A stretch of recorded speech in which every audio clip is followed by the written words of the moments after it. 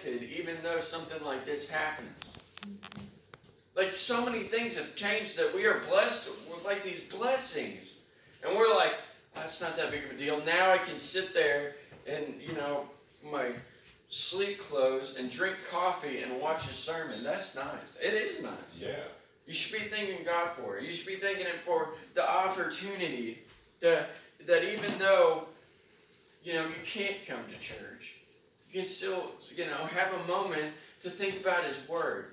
Or, still see that people are doing it okay even though you can't visit them. Like, that's a big deal. In Philemon chapter 1 and verse 4, it says, I thank my God, making mention of thee always in my prayers. We should, every time we pray, we should always thank God for what He's done. Thank God for His impact in our lives. And we should always never stop just thinking about the amazing things He's done for us. Like, I've been through some stuff that He's blessed me with. And I mean, I couldn't begin to tell you some of them. Like, there's some I can't even tell from behind the pulpit. Like, I don't feel like it's right. In Colossians chapter 4 and verse 2, it says, continue in prayer and watching the same with thanksgiving.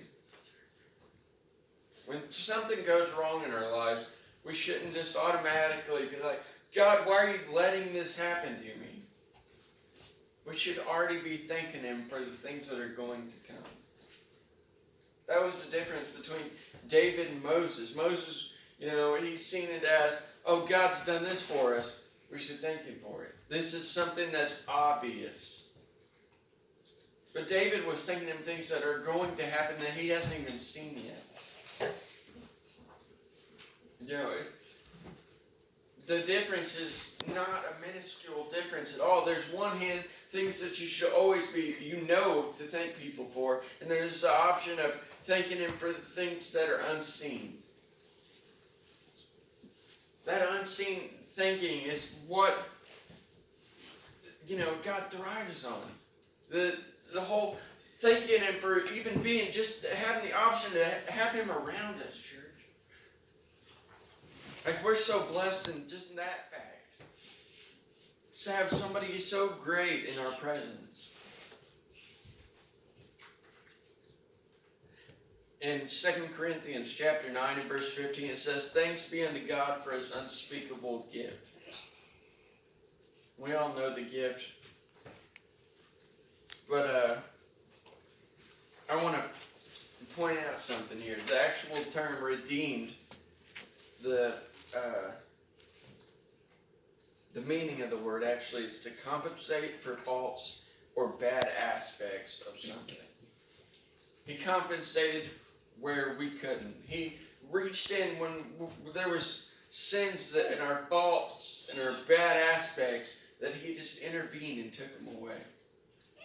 So the next time you're like, yeah, saved by grace, or, don't think of it like that. He compensated for your faults. He stepped in where you couldn't go, and He changed it. Redeemed. I mean, that is a big deal. So if we have nothing else that you can think of to thank Him for, thank Him for compensating for you.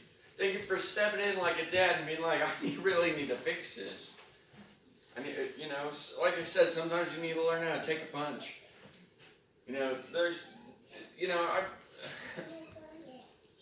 Not always is every trial going to be the thing that you want to happen.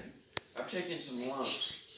Like, there's some violent things that I've had to go through to learn stuff. There's a lot of bad things in this world that happen. But just remember that